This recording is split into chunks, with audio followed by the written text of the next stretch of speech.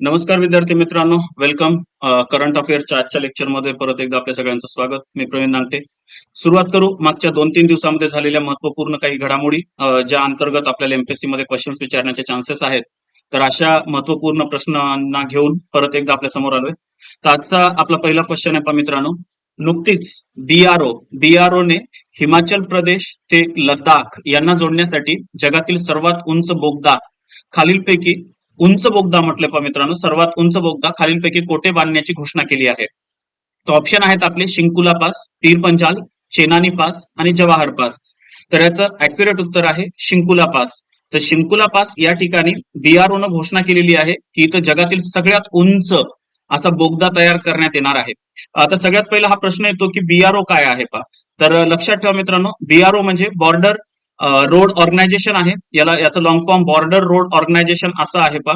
याच्या बाबतीमध्ये आणखी एक गोष्ट लक्षात ठेवा, याचं मेन काम आहे की आपले जे काही बॉर्डरचा पार्ट आहे, मग तो एलओसी असेल किंवा एलएसी असेल, तर या दोन्ही बॉर्डरवर रस्ते तयार करण्याचं काम बीआरओ करत असते पा. तर याचं अतिशय महत्वाचं काम आहे बीआरओचं, हे लक्षात ठेवा. आणि हेच बीआरओ आता शिंकुला पास या ठिकाणी जगातील सर्वात उंच बोगदा तयार करणार आहे पा.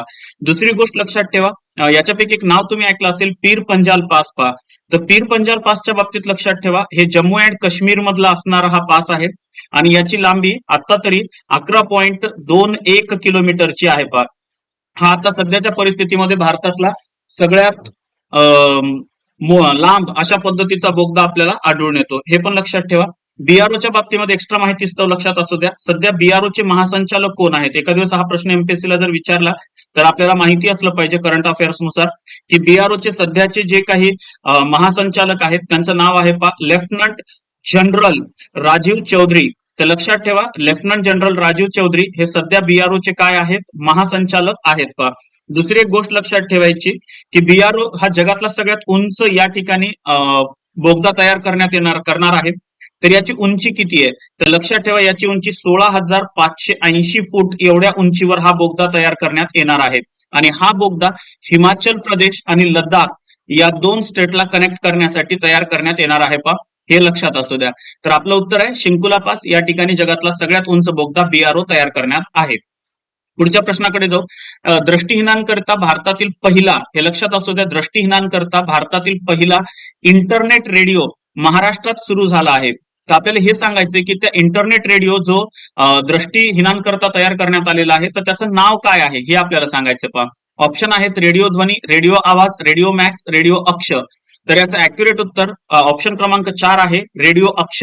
ते नावातच कळतं आपल्याला हा दृष्टीहीनांकरता इंटरनेट रेडिओ आहे आणि असा उपक्रम हा महाराष्ट्र सरकारमध्ये सगळ्यात पहिल्यांदा सुरू करण्यात येणार आहे.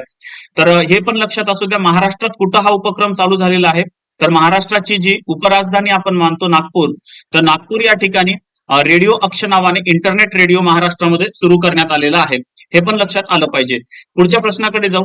स्ट्रीट चाइल्ड क्रिकेट विश्वचषक 2023 चं आयोजन खालीलपैकी कोणत्या देशात होणार आहे. तर लक्षात आलं पाहिजे, स्ट्रीट चाइल्ड क्रिकेट चषक 2023 चं आयोजन कोणत्या देशात होणार आहे. ऑप्शन आहेत भारत, ऑस्ट्रेलिया, दक्षिण आफ्रिका का इंग्लंड.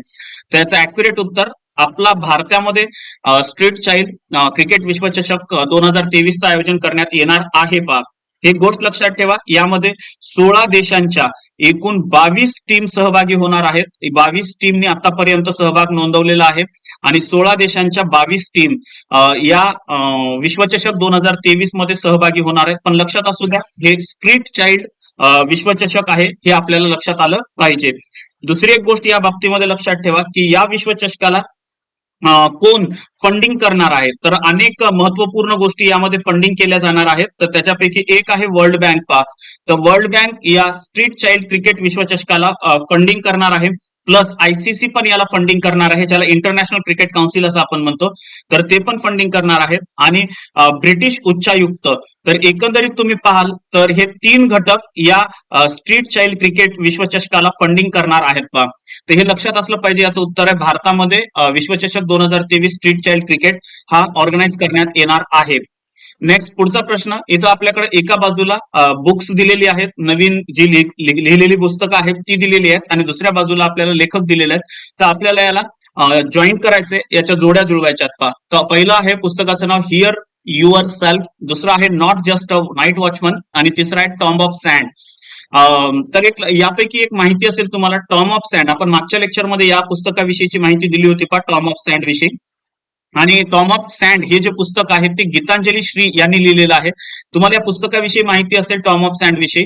हे नुकतंच इंटरनॅशनल जे बुकर पुरस्कार आहेत पहा, तर इंटरनॅशनल बुकर पुरस्कारामध्ये जी 6 पुस्तकं शेवटी नॉमिनेट करण्यात आलेली आहेत, तर त्या 6 पुस्तकापैकी एक पुस्तक टॉम ऑफ सँड आहे, जे गीतांजली श्री यांनी लिहिलेलं आहे. हे आपण मागच्या लेक्चरमध्ये याविषयीची माहिती पाहिली होती. पण आता पहिला प्रश्न येतो की बाबा ही दोन पुस्तकं म्हणजे हिअर युअर सेल्फ आणि not just a night watchman ही दोन पुस्तकं कोण लिहिलेली आहेत? तर हिअर युअर जस्ट हे लक्षात असू द्या, या पुस्तकाचे लेखक प्रेम रावत आहेत पहा. तर जे पहिलं आहे हिअर युअर सेल्फ या पुस्तकाचे लेखक प्रेम रावत आहेत, तर not just a night watchman या पुस्तकाचे लेखक विनोद राय आहेत. तुम्ही हे नाव कदाचित ऐकलं असेल विनोद राय. तुम्हाला माहिती असायला पाहिजे की विनोद राय हे कॅगचे माजी अध्यक्ष आहेत पहा, कॅगचे अध्यक्ष होते माजी, आता नाहीये पण पूर्वी हे कॅगचे अध्यक्ष म्हणून यांनी काम केलेलं आहे आणि यांनीच नॉट जस्ट नाईट वॉचमन नावाचं पुस्तक लिहिलेलं आहे पहा.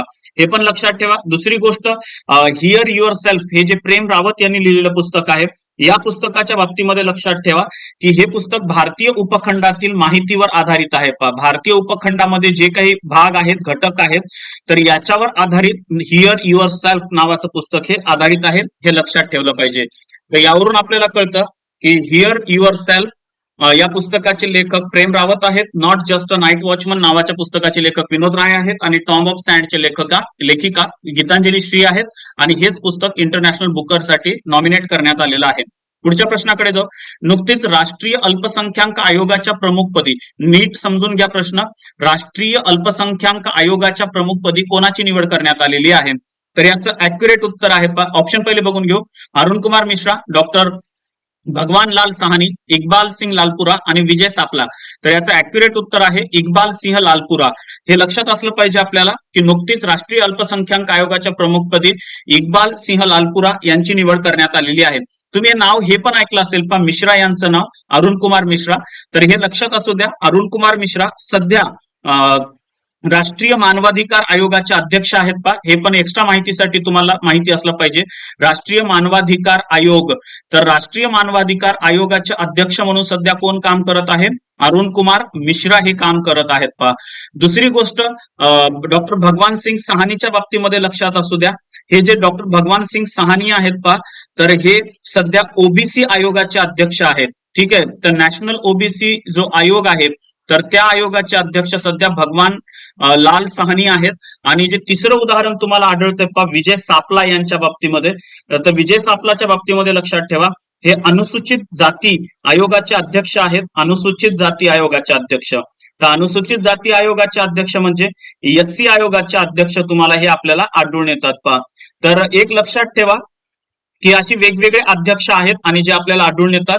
पण सध्या राष्ट्रीय अल्पसंख्याक आयोगाच्या प्रमुखपदी नुकतीच इक्बाल सिंह लालपुरा यांची निवड करण्यात आलेली आहे. बाकी पण ज्या काही नेमणुका आहेत त्या तुम्ही इथं बघून घ्या, त्या तुम्हाला दिसून येतील. पुढच्या प्रश्नाकडे जाऊ. भारतीय विज्ञान संस्था IISc बंगळुरूने खालीलपैकी कोणत्या नदीमध्ये मायक्रोप्लास्टिक शोधले आहेत? हे बघा, IISc चं लॉंग फॉर्म काय होतं? इंडियन इन्स्टिट्यूट ऑफ सायन्स आहे. तर इंडियन इन्स्टिट्यूट ऑफ सायन्स बंगलोरने, किंवा आता त्याला आपण बंगळुरू म्हणतो, तर बंगळुरूने कोणत्या नदीमध्ये मायक्रोप्लास्टिक शोधले आहे नुकतेच? ऑप्शन आहेत गंगा नदी, नर्मदा नदी, कावेरी नदी का कृष्णा नदी. तर याचं ऍक्युरेट उत्तर आहे पहा कावेरी नदी.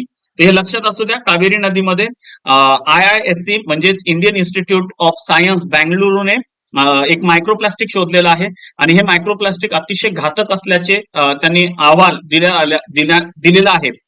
तर याही बाबतीत माहिती असलं पाहिजे. नेक्स्ट पुढच्या क्वेश्चन कडे बघा. 2026च्या राष्ट्रकुल स्पर्धेचे आयोजन अतिशय महत्वाचं आहे. 2026च्या राष्ट्रकुल स्पर्धेचे आयोजन कोणता देश करणार आहे? हे बघा, राष्ट्रकुल स्पर्धेला आपण कॉमनवेल्थ गेम असं म्हणतो. यालाच मागच्या वेळेस तुम्हाला माहिती असेल 2026चे जे आता इथून पुढे जे होणार आहे त्याची नुकतीच घोषणा केलेली आहे आणि याचे ऑप्शन आहेत भारत, ऑस्ट्रेलिया, UAE का UK. तर लक्षात असू द्या, याचं ऍक्युरेट उत्तर भारत नाहीये, तर याचं ऍक्युरेट उत्तर ऑस्ट्रेलिया असं आहे पहा. तर ऑस्ट्रेलिया 2026च्या राष्ट्रकुल स्पर्धेचे म्हणजे कॉमनवेल्थ ज्या काही गेम्स आहेत तर त्याचं आयोजन करणार आहे.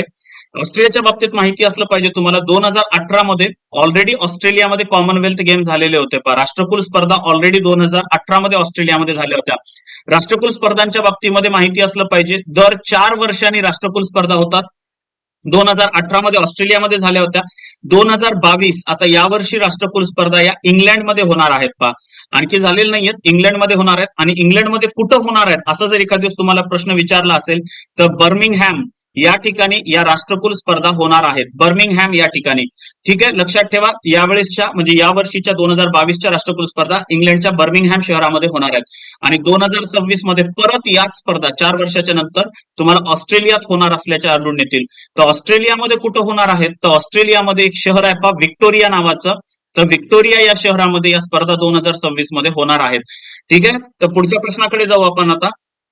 खालीलपैकी कोणत्या शहरास वर्ल्ड ट्री सिटीचा किताब देण्यात आलाय? पहा, वर्ल्ड ट्री सिटी. सगळ्यात पहिले लक्षात असू द्या, हा किताब कोण देते? ठीक आहे, तर कोणामार्फत हा किताब देण्यात येतो? तर अतिशय महत्वाचा आहे, युनायटेड नेशन म्हणजेच संयुक्त राष्ट्रसंघ. आणि संयुक्त राष्ट्रसंघाच्या बाबतीमध्ये लक्षात असू द्या, संयुक्त राष्ट्रसंघाची अन्न व कृषी संघटना. ठीक आहे, तर अन्न आणि कृषी संघटना जी संयुक्त राष्ट्रसंघाची आहे, तर या संघटनेच्या मार्फत ज्या शहरामध्ये खूप जास्त वृक्ष आहेत आणि खूप जास्त वृक्ष लावण्यात आलेत आता, अशा शहराला वर्ल्ड ट्री सिटीचा दर्जा दिला जातो. तर 2021 मध्ये, हे लक्षात असू द्या, हा दर्जा 2021 चा आहे. 2021 ची घोषणा आता करण्यात आलेली आहे. तर 2021 मध्ये वर्ल्ड ट्री सिटी हा दर्जा मुंबई या शहराला देण्यात आलेला आहे. पहा, ते लक्षात असलं पाहिजे, मुंबई या शहराला दिलाय. याचं रिझन आहे की मुंबईमध्ये या मागच्या 2 वर्षाच्या काळामध्ये अनेक मोठ्या प्रमाणात वृक्ष लागवड करण्यात आलेली आहे. आणि म्हणूनच आपल्या मुंबईला वर्ल्ड ट्री सिटीचा किताब हा दिलेला आहे, हे पण लक्षात असलं पाहिजे. पुढचा प्रश्न बघा, अणुऊर्जा आयोगाचे अध्यक्ष म्हणून कोणास मुदतवाढ देण्यात आलेली आहे? आता सध्या हे अणुऊर्जा आयोगाचे अध्यक्ष आहेत, परंतु त्यांना आणखी मुदतवाढ ही दिलेली आहे. तर ते कोण आहेत? के सिवान आहेत का? नाही. हे के सिवानच्या बाबतीत आपल्याला माहिती आहे की इस्रोचे माजी अध्यक्ष होते आणि ते आता सध्या रिटायर आहेत. कमलेश व्यास आहेत का? तर हो मित्रांनो, हेच उत्तर अॅक्युरेट आहे. कमलेश व्यास हे सध्या अणुऊर्जा आयोगाचे अध्यक्ष आहेत आणि यांना आणखी मुदतवाढ दिलेली आहे 1 वर्षाकरिता. तसं आणखी 1 ते 2 वर्ष कमलेश व्यास हेच अणुऊर्जा आयोगाचे अध्यक्ष आपल्याला आढळून येतील. अणुऊर्जा आयोगाच्या बाबतीमध्ये लक्षात असू द्या, अणुऊर्जा आयोगाची स्थापना कधी झालेली आहे? तर भारतीय अणुऊर्जा आयोगाची स्थापना 3 ऑगस्ट 1948 ला झाली होती. आणि अणुऊर्जा आयोगाचे जे पहिले चेअरमॅन होते, म्हणजे पहिले अध्यक्ष होते, त्यांचं नाव होतं आपल्या सर्वांचे लिजेंडरी व्यक्तिमत्व असलेले डॉक्टर होमी जहांगीर भाभा. तर डॉक्टर होमी भाभा हे अणुऊर्जा आयोगाचे पहिले अध्यक्ष होते. अणुऊर्जा आयोगाचं मुख्यालय कुठं आहे असा जर प्रश्न तुम्हाला विचारला तर लक्षात असू द्या, अणुऊर्जा आयोगाचं मुख्यालय हे आपल्या मुंबई या ठिकाणी आहे. पहा, तर अणुऊर्जा आयोगाच्या बाबतीतली इतर माहिती पण तुम्ही लिहून घ्या. तर लक्षात ठेवा, अणुऊर्जा आयोगाचे अध्यक्ष म्हणून कोणाला मुदतवाढ दिलेली आहे? कमलेश व्यास यांना मुदतवाढ दिलेली आहे. पुढच्या प्रश्नाकडे जाऊ. अलीकडे चर्चेत असलेली नेपच्यून क्षेपणास्त्र प्रणाली कोणत्या देशाशी संबंधित आहे? तर अतिशय महत्वपूर्ण, कारण आताच्या काळामध्ये ही प्रणाली खूप जास्त चर्चेमध्ये होती आणि इंटरनॅशनली ह्याच्यावर खूप जास्त प्रमाणामध्ये क्वेश्चन्स विचारण्यात आले. त्यामुळे तुम्हाला माहिती असलं पाहिजे की अलीकडेच नेपच्यून क्षेपणास्त्र प्रणाली कोणत्या देशाशी संबंधित आहे. याचं एक कारण होतं, आता सध्या आपल्याला माहिती आहे की रशिया आणि युक्रेन या दोघांच्या मध्ये वाद चालू आहेत, युद्ध चालू आहे. आणि त्या युद्धामध्येच नेपच्यून क्षेपणास्त्र प्रणाली वापरण्यात आली होती, ही मिसाईल यूज करण्यात आली होती. मग ही कोणत्या देशाशी संबंधित आहे? तर ही रशियाशी संबंधित आहे का? तर नाहीये, ही रशियाशी संबंधित नसून ती युक्रेनशी संबंधित आहे.